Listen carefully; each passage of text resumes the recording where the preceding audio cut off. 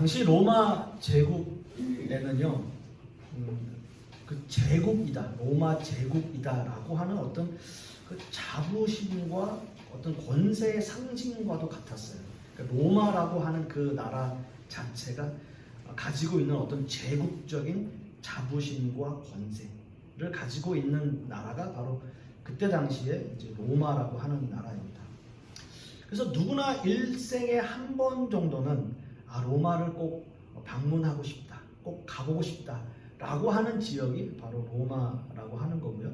그리고 로마를 그 당시에 방문한 사람들은 그 웅장함에 경탄을 금치 못했다라는 이야기가 있습니다. 또한 로마 황제를 신격화하고 있는 로마 안에서는 어느 누구라도 감히 내 자신이 다른 신을 섬기고 있다라는 이야기를 할 수가 없는 거죠. 그러니까 자신의 신앙을 절대 드러내놓고 말할 수 없는 그러한 상황이었다라고 하는 겁니다. 왜냐하면 로마 황제가 바로 신이라고 신격화했기 때문인 거죠. 그만큼 로마라고 하는 나라는 그때 기독교 그 초기 초대교회 당시에는 굉장한 나라였습니다. 뭐 지금도 유럽 여행들 많이 하시잖아요.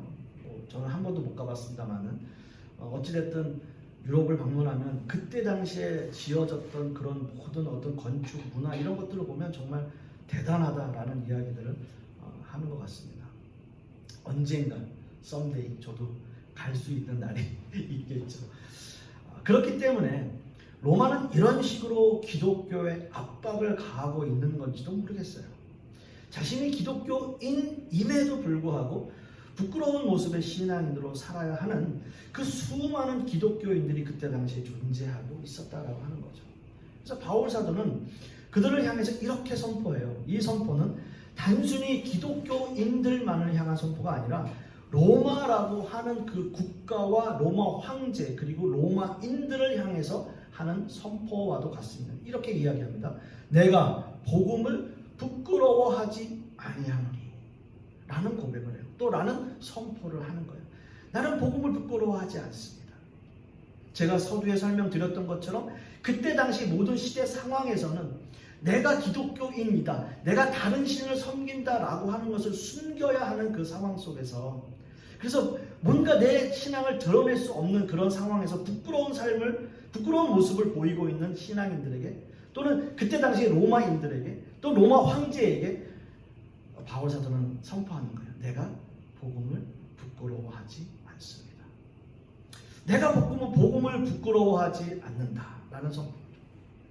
사랑하는 성도 여러분, 우리는 지난 몇 년간 참 여러 어려운 상황들을 당했어요. 정말 우리가 일평생 한 번도 겪어보지 못한 전염병, 팬데믹 상황을 우리는 지나왔고요. 벌써 한 3년 정도 우리가 오는 것 같고, 요번 주 중에 실내 마스크를 벗을 것인지 어떨 것인지 좀 자율적으로 할 것인지 그런 논의를 한다라고 하는데, 그것이 더 위험할 수도 있다, 시기상조이다, 여러 가지 이야기가 있는 참 그런 상황들 속에 우리가 그동안 몇 년간을 지내왔습니다. 그런가 하면 그 상황들 속에서 우리가 기독교인으로서 여러 가지 기독교의 문제들 때문에 우리의 마음들도, 우리 자신 스스로도 위축되고 복음을 부끄러워하는 모습을 갖지는 않았는지 그 시간들을 한번 되돌아보는 시간이 되었어요. 성도 여러분, 여러분들은 과연 어떠신가요? 여러분들은 지금 여러분들이 믿고 있는 이 복음이라고 하는 것이 우리에게 부끄러움이 되지는 않는지요? 누군가 옆에 동료가 기독교에 대해서 비판적인 이야기를 하면 때로는 좀 외면하고, 때로는 그래 요새 기독교인들이 또 그렇지라고 동조하기도 하면서 그렇게 자신을 숨기는 일은 우리에게는 없었는지요? 이제 바울 사도는 로마의 교인들에게 기독교 신앙에서 하나의 커다란 청사진을 올려놓습니다. 즉 믿음으로 산다는 것은 이런 겁니다 라는 말을 해요. 믿음으로 사는 것은 이런 겁니다. 물론 로마의 성도들이 열심히 신앙생활하고 있는 것 다 알아요. 그래서 그들의 믿음이 온 세상에 퍼지고 있는 것에 대해서 너무나 감사하기도 합니다. 그러나 그럼에도 불구하고 믿음을 부끄러워하거나 또 현실의 어려움 때문에 믿음을 저버리는 안타까운 신자들을 향해서 믿음으로 사는 것은 구체적으로 이런 겁니다 라는 설명을 하고 있는 거죠. 오늘 우리가 함께 읽은 본문 17절 말씀에 복음에는 하나님의 의가 나타나서 믿음에 이르게 하나니 기록된 바 오직 의는 믿음으로 말미암아 살리라 함과 같으니라. 이렇게 이야기합니다. 지금 우리가 함께 읽은 이 본문은 믿음으로 구원에 이른다 라고 하는 기독교의 가장 기본적인 교리 중에 하나입니다.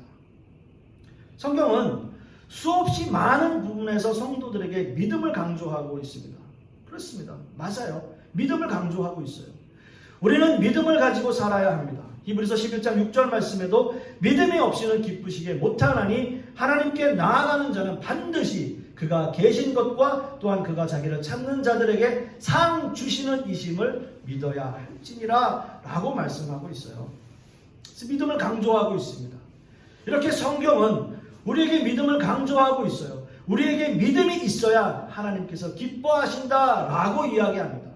따라서 우리는 먼저 믿음이 무엇인지 분명한 정의가 필요해요. 과연 믿음이라는 게 무엇인가? 어떤 것인가?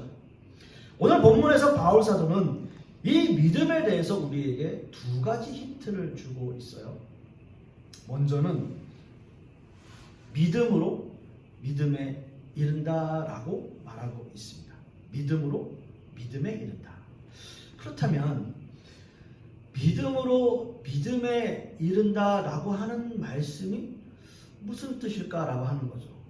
믿음으로 믿음에 이른다라는 말씀에서 먼저 앞에 나오는 믿음에 대한 이 믿음은 하나님께서 우리에게 주시는 구원에 관한 믿음을 말씀하고 있어요. 믿음으로 믿음에 이른다라고 하는 것에서 이 앞의 믿음은 구원에 대한 믿음, 구원에 관한 믿음. 저는 수없이 많은 설교에서 믿음에 대해서 여러분들에게 말씀을 많이 드렸습니다.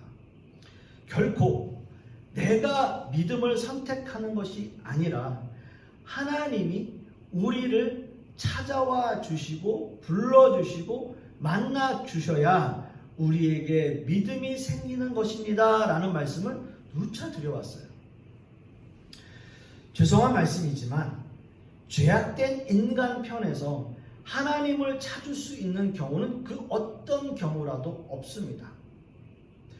먼저 하나님이 우리를 만나주시고 먼저 하나님이 우리를 찾아와 주시고 먼저 우리에게 믿음을 심어 주셔야 하는 거예요. 하나님이 우리를 택해 주시는 거예요. 하나님이 우리를 만나 주시는 거예요. 하나님이 우리를 찾아 주시는 거예요. 하나님께서 먼저 해주시는 거예요. 이게 첫 번째 믿음이에요. 믿음으로 믿음에 이르게 한다라고 하는 그 첫 번째 믿음의 의미가 바로 이거예요. 하나님의 구원의 손길이 나에게 먼저 다가온다라고 하는 거죠. 자, 그렇다면 두 번째 믿음은 뭘까요? 믿음으로 믿음에 이르는 첫 번째 믿음은 구원에 관한 믿음인데 두 번째 믿음은 우리의 실천적 믿음을 강조하고 있습니다. 우리에게 믿음이라는 것이 들어오면, 즉 하나님께서 우리를 하나님의 자녀 삼아주시고 하나님께서 우리를 만나주시고 찾아주시면, 그 믿음이 들어오면 그 믿음으로 말미암아 우리는 신앙생활을 하게 돼요. 말하자면 믿음 생활을 하게 되는 거예요. 우리는 이것을 성경적 용어로 성화되어 간다라는 말을 해요.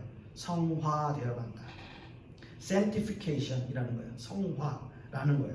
성화는 하나님이 우리에게 주신 믿음의 씨앗으로 말미암아, 즉 구원의 믿음으로 말미암아 우리의 믿음이 점점 성장해가는 과정을 말하고 있는 겁니다. 저는 늘 설교할 때 여러분들께 항상 말씀드리는 게 우리는 성숙한 그리스도인이 되어야 합니다 라는 이야기를 합니다. 성숙해져 가는 거예요. 그게 성화의 믿음이에요. 물론 어떤 신학자들은 오늘 이 본문에서 믿음으로 믿음에 이른다는 말씀을 우리 신앙의 여정이 믿음으로 시작해서 믿음으로 끝나는 것이다 라고 해석하는 신학자들도 있어요. 물론 그 해석도 틀리지 않은 해석입니다. 적절한 해석이에요. 중요한 것은 믿음으로 산다는 것, 믿음으로 우리가 신앙생활을 한다는 것. 처음 하나님께서 구원의 믿음을 통해서 그 믿음으로 성장해가는 성화의 믿음으로 우리가 전해져 간다라고 하는 것이 믿음으로 믿음에 이른다라고 하는 것으로 해석되어지는 것이 맞습니다. 여러분, 사는 게 더 힘들까요? 죽는 게 더 힘들까요? 여러분 생각은 어떠세요? 우리가 사는 게 더 힘듭니까? 죽는 게 더 힘듭니까? 죽으면 어떻게 돼요? 죽은 사람은 끝이잖아요. 끝. 그 이후에 뭐 구원에 이르는 그런 건 생각하지 말고 일단 현재적인 모습에서 죽으면 그냥 끝나요. 사는 건요. 살 때 우리의 고통은 어떻습니까? 끝나진 않잖아요. 살고 있으면. 그러면 사는 게 더 힘든가요? 죽는 게 더 힘든가요? 사는 게 더 힘들어요. 사는 게 더 힘들어요. 어떻게 보면 죽은 사람은 그냥 죽었는데 산 사람은 이 세상을 살아야 하는 게 결코 쉬운 게 아니에요. 그래서 고통 가운데 있는 사람들이 이런 이야기를 하잖아요. 아, 지옥같이 살고 있다. 이런 말을 하는 사람들도 있잖아요. 지옥 같은 삶을 살고 있다. 고통스럽다. 차라리 죽는 게 나을 것 같다. 그만큼 사는 게 쉬운 일이 아니라는 거죠. 그런데 더더군다나 믿음을 가지고 산다라고 하는 것은 우리에게 이중적 부담이 있는 거예요. 이중적 부담. 뭐냐 하면 우리는 살기도 살아야 하고 우리의 믿음 또한 지켜나가야 하는 이중적 부담을 안고 살고 있어요. 또 부끄럽지 않은 신앙인이 되려고 하면 우리는 더 힘들게 살아야 돼요.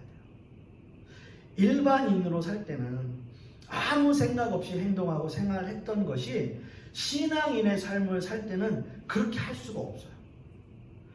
내가 상대방이 나한테 욕하면 나도 욕해야 되는데 그래야 내가 속이 후련한데 그렇게 못할 것 같아요. 그래서 그런 것 때문에 마음에 부담을 안고 살아가는 거죠. 옛날에는 아무 그런 것에 대해서 죄의식이 없었는데 이제 믿음이 우리에게 생기다 보니까 또 신앙인으로 살아가려다 보니까 그런 것에 대한 삶의 무게가 느껴지고 신앙의 무게가 우리에게 느껴지는 거예요. 그게 면류관의 무게예요. 우리에게 주어져. 그만큼 산다는 것은 중요한 거죠. 그만큼 믿음으로 산다는 것은 우리에게 엄청난 인내와 헌신을 강조하고 있는 겁니다. 그렇기 때문에 어떻게 해야 될까요? 우리는 노력하는 거예요. 열심히 노력하는 거예요. 믿음으로 살려고 노력하는 거예요. 그래서 하나님께서 우리에게 주신 그 믿음으로 시작해서 믿음으로 끝내야 하기 때문에 우리는 그 믿음으로 더 열심히 간절한 마음으로 노력하며 살 수밖에 없는 거죠. 자, 그렇다면 이제 마지막으로 바울 사도가 말하는 믿음에 대한 두 번째 힌트는 과연 뭘까요? 그것은 바로 오직 의인은 믿음으로 말미암아 살 것이다 라고 하는 거예요. 첫 번째 힌트는 믿음으로 믿음에 이른다 라고 되어져 있는데 두 번째 힌트는 오직 의인은 믿음으로 산다 라고 하는 거죠. 사실 이 말씀은 너무나 중요한 말씀인데요. 어떻게 보면 로마서에서 가장 핵심이 되는 말씀이고 또 기독교에서 가장 중심이 되는 말씀이기 때문입니다. 하지만 바울 사도는 이 말씀을 인용하면서 믿음에 대한 어떤 교리적인 부분을 다루고 있지는 않는 것 같아요. 즉 많은 신학자들이 이 본문을 통해서 믿음에 대한 교리를 정립하고 있지만 정작 이 말씀을 인용하고 있는 하박국서는 믿음을 통한 삶의 실천에 그 중심을 두고 있다라고 하는 사실이에요. 그러니까 바울 사도가 이 하박국서 말씀을 인용하면서 그가 마음의 중심을 두고 있는 것은 우리는 어떤 믿음을 통해서 우리의 삶을 살아갈까? 어떤 실천적인 삶을 살까라고 하는 것에 대해서 말하고 싶어 하는 거죠. 로마서 서론의 말씀을 드리면서 로마 교회 성도들이 여러 고통 가운데 있다는 사실을 말씀드렸습니다. 내부적으로는 유대인들에 대한 핍박이 있고 외부적으로는 로마 정부의 핍박이 로마의 성도들을 괴롭혀 왔어요. 따라서 바울 사도는 이 하박국서 본문을 인용하면서 그 당시 어려움을 겪고 있는 로마의 성도들에게 믿음과 신앙을 굳건히 지킬 것을 간절히 바라는 마음으로 이 하박국서를 인용하고 있다라고 하는 거죠. 그렇다면 오늘의 본문에서 바울 사도가 하박국서를 통해서 말하고자 하는 오직 의인은 믿음으로 산다라고 하는 것은 어떤 의미, 어떤 뜻을 가지고 있냐라고 하는 거죠. 먼저 저는 여러분들에게 이런 질문을 한번 드려보고 싶습니다. 신앙생활을 하면서 우리는 하나님 앞에 여러 가지 질문을 해요. 때로는 그 질문에 원망이 섞여 있을 때가 있어요. 주로 어떤 질문을 많이 하냐 하면요. 하나님, 제가 이렇게 열심히 예배 생활하고 열심히 기도 생활하고 열심히 하나님의 말씀도 읽는데 왜 제 기도는 들어주시지 않는 거죠? 라는 질문을 하는 거죠. 또 하나는 하나님, 나보다 저 사람이 더 나쁘게 사는 것 같은데 같은 신앙인이어도 저 사람은 나는 그래도 믿음으로 살려고 많이 노력해요. 근데 저 사람은 나보다 그렇게 살지도 못하고 나보다 더 나쁜 사람인 것 같은데 왜 하나님 저 사람은 벌하지 않는 거죠? 라는 질문이에요. 왜 저 사람이 나보다 더 잘 되는 거죠? 이런 질문을 하게 됩니다. 저 역시도 그래요. 정말 하나님이 살아계시다면, 하나님이 정말 살아계신 하나님이시라면 이러면 안 되는 거 아닌가요? 이렇게 되는 건 정말 하나님이 공평하지 않은 것 아닌가요? 정의의 하나님이 아니신 것 아닌가요? 이렇게 질문을 하게 돼요. 하박국서는 특이하게도 하박국 선지자의 두 가지 질문과 하나님의 응답, 그리고 하박국 선지자의 기도로 이루어진 말씀이에요. 그런데 하박국 선지자의 질문이 바로 그런 질문이었어요. 뭐냐 하면, 하나님, 이스라엘 민족이 나쁜 짓 한 거 다 알아요. 다 압니다, 하나님. 그래서 이스라엘 민족들 나빠요. 그런데 저 바벨론들은 더 나쁘지 않나요? 저 바벨론들은 더 나쁘신데 왜 그 바벨론을 들어서 이스라엘을 멸망하게 하시나요? 왜 이스라엘을 벌하시나요? 이스라엘보다 더 나쁜 바벨론을 들어서 왜 우리를 벌하시나요? 라는 질문이에요. 하나님, 이거 너무한 거 아니십니까? 이렇게 질문해요. 그래서 하박국서 1장 4절 말씀에 이러므로 율법이 해이하고 정의가 전혀 시행되지 못하오니 이는 악인이 의인을 애워쌌으므로 정의가 굳게 행하여집니다. 악인이 의인을 애워쌌다. 바벨론이 이스라엘 민족을 애워쌌는데 사실 이스라엘 민족도 율법이 해이해진 사람들이에요. 정의가 전혀 시행되지 않는 사람들이에요. 근데 악인을 들어, 바벨론을 들어 벌하신다. 그래서 이야기해요. 그거 불공평합니다. 나도 나쁜 거 알지만 저 사람도 더 나쁜 사람들인데요. 이거 너무 기분 나빠요. 이건 공평하지 않습니다. 여러분, 이 질문에, 이 하박국 선지자의 질문과 제가 여러분들에게 말씀드린 그 질문들 우리 공감됩니까? 저 돼요. 믿지 않는 세상 사람들이 믿는 사람들을 무시하고 멸시하는데도 오히려 믿지 않는 일반인들이 보란듯이 더 잘 될 때 우리는 이런 질문을 하나님 앞에 드릴 수밖에 없어요. 그리고 생각하게 돼요. 당연히 사람이라면 하나님을 믿는다는 그 이익이 뭘까? 우리가 신앙을 가지고 말씀 안에서 신앙인으로 사는 것에 대한 그 이익이 뭘까? 네? 대형교회라면, 네? 대형교회라면 사람이라도 많아가지고 뭐라도 하면은 그래도 사람들이 우르르 가면은 장사라도 좀 잘 될 거 아니에요. 우리는 몇 분 되지도 않는데 뭐 우리에게 이익이 뭐가 있습니까? 여러분들이 이렇게 나와서 앉아서 예배 드릴 때 여러분들이 신앙인으로 사는데 이익이 뭐예요? 성경에서 약속하고 있는 그 축복, 내 자손이 잘 되고 축복받고 이 땅에서 잘 살고 약속하셨잖아요. 근데 그게 어디 있어요? 우리 그런 생각을 하게 돼요. 근데 여러분, 놀라운 것은요, 하나님은 이 질문에 대해서 의외의 답을 하십니다. 하박국서 1장 5절 말씀 보면은 너희는 여러 나라를 보고 또 보고 놀라고 또 놀랄지어다 라는 말씀을 해요. 뭐냐 하면요, 봐라, 네가 그렇게 이야기하고 나한테 원망하고 불평하는 것보다 더 엄청난 일들이 너에게 벌어질 거야. 그런 경고를 해요. 이게 하박국 선지자의 질문에 대한 답이에요. 하나님의 답. 아니, 하나님이시라면, 야 하박국 선지자, 그래 네가 그렇게 생각하는 거 너무나 당연해. 그렇지만 조금만 참아봐. 그래야 되잖아요. 근데 아니에요. 더 엄청난 일이 일어날걸? 그렇게 답을 하시는 거예요. 여러분 생각해보세요. 얼마나 놀랍겠어요. 여러분들이 이런 하박국 선지의 상황이라면, 여러분들의 삶이 지금 이런 상황이라면 하나님께서 여러분들을 위로하시고 어루만져 주시고 따뜻한 정말 하나님의 말씀으로 여러분들을 정말 보듬어 주셔야 되는데, 아니 더 엄청난 일이 일어날걸? 이러신다면 어떻게 생각할 수 있을까요? 자, 하나님 앞에 다시 한번 질문을 해요. 하나님, 알아요.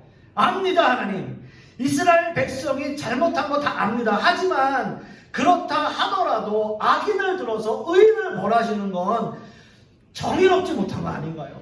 오히려 세상 사람들의 비웃음거리가 될 겁니다. 그렇게 다시 질문하는 거예요. 그리고 여러분, 두 번째 질문 역시, 여러분 얼마나 우리가 공감돼요? 여러분, 기독교인들이, 신앙인들이 잘 돼야 세상 사람들이, 야 정말 교회 다니니까 저렇게 잘 되는구나, 교회 다니니까 저렇게 되는구나, 너무나 정말 축복 가운데 있구나, 그러면 나도 하나님 한번 믿어봐야 되겠네, 이렇게 돼야 되는데 그게 아니란 말이에요. 여러분, 하나님의 응답은요 단호하셨고 간단 명료했어요. 세상이 우리에게 어떤 모습으로 다가오든지 그것이 우리의 눈으로 보기에는 공평하지 않고 의롭지 않더라도 오직 의인은 그의 믿음으로 말미암아 살리라 라는 말씀이에요. 여러분, 이게 무슨 뜻일까요? 이게 무슨 뜻일까요? 지금 하나님이 무슨 말씀하고 계시는 건가요? 그래, 바벨론이라는 나라 더 나쁜 거 나도 잘 알아. 그 나라는 그 나라대로 내가 알아서 심판할게. 그러나 이스라엘아, 제발 좀 불순종하지 말고 믿음으로 살아라. 그 뜻이에요. 그 뜻이에요. 오직 의인은 믿음으로 말미암아 살리라 라고 하는 그 말씀에는 바로 이 해석이 들어가 있는 거예요. 그 나라는 그 나라대로 내가 심판할게. 네가 상관할 바가 아니야. 너는 하나님 앞에 순종하고 믿음으로 말씀으로 살아. 너는 네 할 일 해. 바로 그거예요. 우리가 세상에 대해서 환난을 당하는 이유가 뭘까요? 나보다 더 나쁜 사람이 더 잘 되는 이유가 뭘까요? 세상 사람들이 믿는 사람들보다 더 잘 되는 이유가 뭘까요? 이 모든 상황이 하나님이 하나님의 백성들을 훈련하시기 위한 방법들의 중에 하나예요. 그 사람들은 그 사람대로 사는 거예요. 그 사람과 우리가 비교되어질 때, 내가 그것을 비교할 때 나는 더 비참함을 느끼는 거예요. 아니요, 나는 나대로 살면 돼요. 믿음으로 살면 돼요. 더 순종하고 더 말씀대로 살면 돼요. 아무리 세상이 나를 힘들게 하더라도 하나님의 공의와 심판을 믿고 끝까지 견디는 거예요. 이게 성화예요. 성화. 이게 믿음 생활이에요. 이런 믿음을 요구하고 계시는 거예요. 이게 믿음으로 사는 겁니다. 이 모든 하나님의 응답을 들은 하박국 선지자가 말씀을 딱 깨달았어요. 세상이 주는 환난이 중요한 것이 아니라, 세상이 어떻게 될 것인지에 관심을 갖는 것이 중요한 것이 아니라, 어떠한 상황에서도 자신의 환경에 만족하고 어떠한 상황에서도 하나님을 찾고 하나님을 기뻐하는 그 믿음이 우선되어야 된다. 가장 중요하다라고 하는 사실이죠. 그래서 하박국 선지자 이렇게 고백합니다. 비록 무화과 나무가 무성하지 못하고 포도나무 열매가 없고 감람나무 소출이 없으며 밭에 먹을 것이 없으며 우리에게 양이 없으며 외양간에 소가 없을지라도 나는 여호와로 말미암아 즐거워하며 나의 구원의 하나님으로 말미암아 기뻐하리로다. 이 고백이에요. 사랑하는 성도 여러분, 아마도 바울 사도가 지금 이 순간 로마 성도들에게 지금 말하고 싶은 또 이 시대의 성도들에게 해주고 싶은 말, 이 말씀 아닐까요? 하박국서를 찾아서 하박국 선지자가 어떤 고백을 했는지 말하고 싶은 거예요. 로마 성도들에게, 그리고 지금 이 시대의 성도들에게. 어떠한 어려움으로, 어떠한 어려운 환경 가운데 있어도 우리가 믿음으로 살아라 라고 하는 거죠. 간절히 소망하기는 우리가 어떤 상황에서 환경에 좌우되는 것이 아니라 하나님을 기쁘시게 하는 믿음의 삶을 사는 것, 이것이 우리에게 가장 중요한 믿음의 삶을 사는 중요한 포인트가 될 것입니다. 세상이 나에게 어떤 모습으로 다가오든지 그 세상 풍파에 흔들리지 않고 굳건히 믿음을 지켜나가는 저와 여러분 되실 수 있기를 간절히 소망하겠습니다. 기도하겠습니다. 아버지 하나님, 오늘 바울 사도의 이 말씀이 지금 이 시대를 살아가는 우리에게도 주시는 하나님의 말씀임을 우리는 믿습니다. 참 로마 시대 힘들고 어려운 그 삶을 로마 성도들은 견디고 이겨냈습니다. 그러나 그 상황을 보고 불평할 수도 있고 또 그 상황에 억울해할 수도 있는 그 상황 속에서 바울 사도가 로마 성도들에게 하는 그 말씀이 의인은 오직 믿음으로 말미암아 살 것이라고 하는 그 말씀이 지금 이 시대를 살아가는 우리 신앙인들에게도 동일하게 전해지는 말씀입니다. 하나님, 세상과 우리가 비교하면서 억울한 마음으로 살아가는 것이 아니라 세상은 세상대로 또 우리는 우리의 모습대로 정말 올바른 신앙인으로 성숙한 신앙인의 모습으로 하루하루를 살아가는 우리 성도님들 되게 하여 주시옵소서. 이 모든 말씀 우리 주 예수 그리스도의 이름으로 기도하옵고 이제는 우리 주 예수 그리스도의 은혜와 아버지 하나님의 극진하신 사랑과 성령님의 내주 교통하심이 오늘 말씀을 통해서 오직 의인은 믿음으로 살 것이라고 하는 그 바울 사도의 그 말씀을 우리 마음밭에 온전히 새겨 열심으로 믿음 생활을 하기를 소망하는 우리 하나님의 백성들 머리 위에, 그 자녀들 위에, 또 그 사업과 직장 위에, 그리고 우리 풍요로운 교회 위에 이제부터 영원토록 함께 있을지어다. 아멘.